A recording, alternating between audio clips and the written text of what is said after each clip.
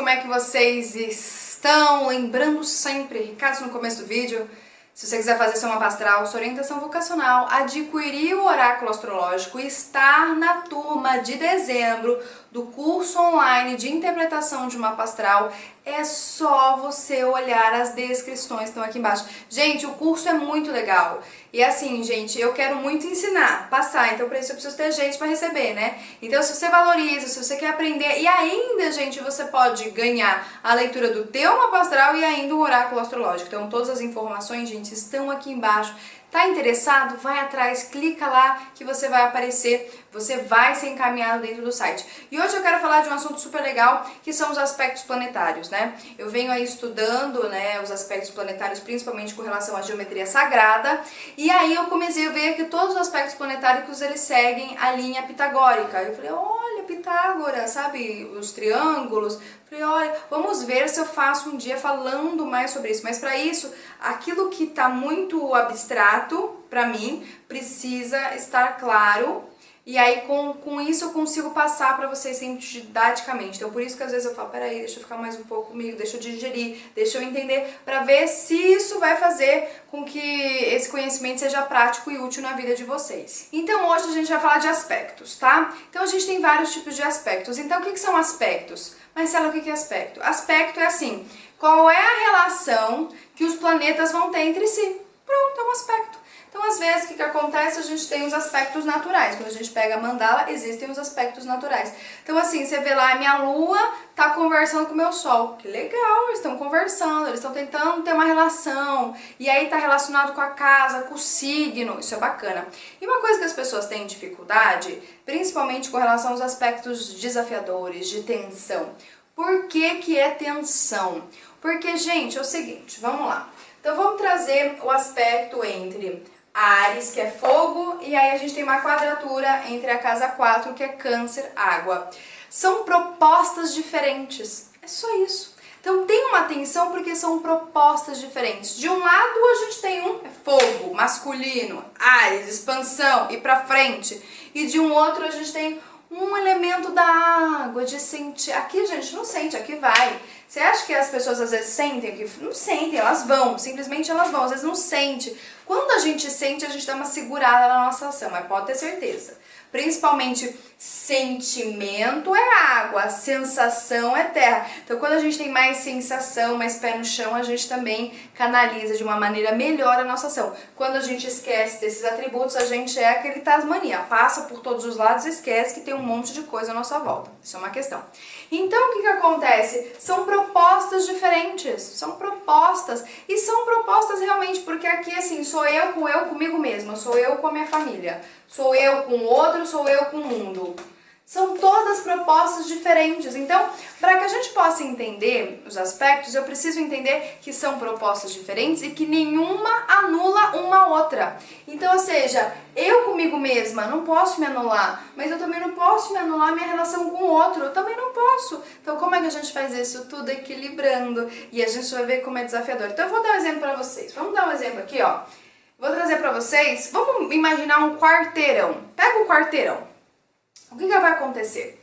O quarteirão, então vamos colocar aqui agora hoje uma quadratura entre os signos mutáveis, tá? Não vou falar sobre eles, mas só para vocês entenderem. Então aqui a gente tem um quarteirão. Então esse aqui é o quarteirão do meu bairro, certo? E o que acontece? Aqui é uma esquina, né? Aqui é outra esquina, aqui é uma esquina e aqui é outra esquina. Pra vocês verem os exemplos que eu faço para vocês entenderem, né? Então aqui tudo é esquina. Aí o que acontece? Vamos imaginar que você tá aqui, ó, nessa esquina, certo? Você tá aqui nessa esquina. Então aqui nessa esquina você tem uma casa, você tem um assunto, você tem um propósito. Aí do nada você fala assim, eu vou ficar aqui. Aí você fala, não posso, eu tenho que ir lá pra outra esquina. Vocês vão compreender que quando a gente tá numa rua e no quarteirão a gente vai pra outra esquina, vocês vão perceber que existe uma mudança e que existem assuntos que são diferentes e que eu tenho que às vezes vir pra cá e pra cá e vir pra cá e que às vezes isso cansa. Vamos imaginar aqui, ó. Vamos imaginar pra vocês entenderem. Aqui é minha casa 12, certo? Então aqui eu tenho uma casa número 1, sei lá. E aqui do lado da casa 12, do lado da casa 1, eu tenho a casa, sei lá, 3, né? Sabe quando a gente vê uma casinha do lado da outra? Então o que acontece? Sair dos assuntos da casa 12 e ir pra casa 1 é fácil, porque estão um do lado do outro. Então é só assim, ó, eu coloco o pezinho pro lado, coloco o pezinho pro outro. Mas quando eu tô falando de quadraturas, por exemplo, são assuntos que estão muito distantes de mim. E é por isso que às vezes eu tenho uma dificuldade de retornar para um assunto ou de ir para outro assunto. Exemplo, quando a gente está falando de assuntos de casa 4, casa 5, são assuntos parecidos, por mais que são elementos diferentes, mas eu tô lá, sabe isso, eu tô na minha casa, eu vou pro vizinho. É muito rápido isso, então, ou seja, eu não me perco, eu não perco aonde eu tô, eu não perco a casa 4 nem a casa 5, um lado da outra. Quando a gente vai falar de quadraturas, por exemplo, existe às vezes esse esquecimento do que é. Porque imagina, gente, a gente já tá falando aqui, ó, tem uma casa 1, casa 2, casa 3. São assuntos totalmente diversos. Aqui é um mundo totalmente interior, aqui é um mundo totalmente exterior. São assuntos diversos. E aí, pior ainda é quando a gente tem a quadratura. Então, assim, quando a gente vai no quarteirão, faz esse exemplo. Esses dias eu fiquei fazendo isso. A pessoa falou, nossa, ela é maluca, mas eu tava, tentando trazer um entendimento pra mim, pra passar pra vocês. E eu fiquei pensando, eu tô aqui nessa esquina. E aí, pra eu ir pra outra esquina, eu tenho que passar por essa, certo? Ou não dá pra eu passar no meio, Não tem como. Mas o certo seria fazer uma hipotenusa, mas não tem como eu fazer isso.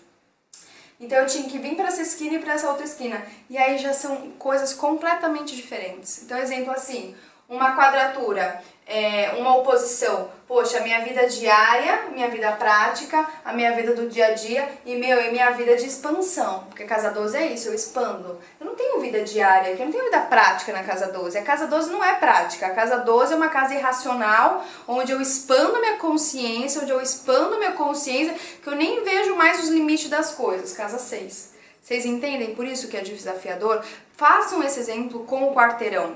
Entendam que tem esse exemplo com o quarteirão. Que você fala assim, eu tenho que sair de uma esquina, ir para outra esquina, e depois ir para outra esquina, mas depois eu tenho que retornar para outra esquina. Como é que eu faço isso? É o equilíbrio. Então vai depender sempre do mapa astral de cada um de vocês, mas sempre o equilíbrio. Eu nunca posso... Então, exemplo assim, vou dar um exemplo para vocês. Casa 9. Vou trazer a casa 9 aqui. Vamos imaginar, vou trazer um exemplo um pouco superficial, mas só pra vocês entenderem. A casa 9 é aquela casa que, aventura, liberdade, é fogo, gente. Eu quero conhecer tudo, eu quero integrar tudo, eu quero viajar pelo mundo, a minha luz é tão grande, eu quero conhecer além da minha cultura, casa 3, Tudo bem, vamos pegar um arquétipo pra vocês entenderem, um mochileiro. Tem muito YouTube que é mochileiro.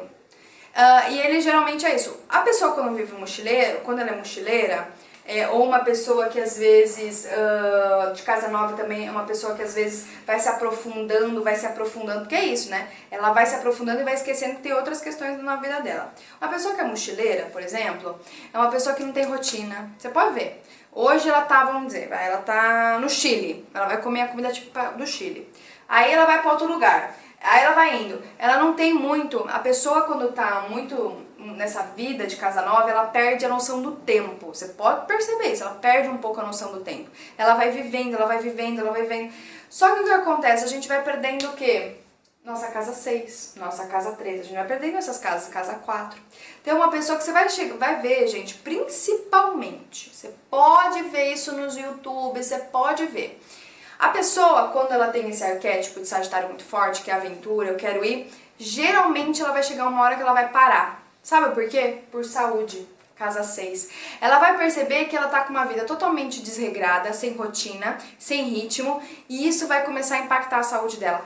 Gente, sem brincadeira, percebam isso. Você pode perceber. Então quer dizer que eu não vou viajar, não vou conhecer o mundo? Lógico que pode, mas você não pode nunca esquecer sua casa 6.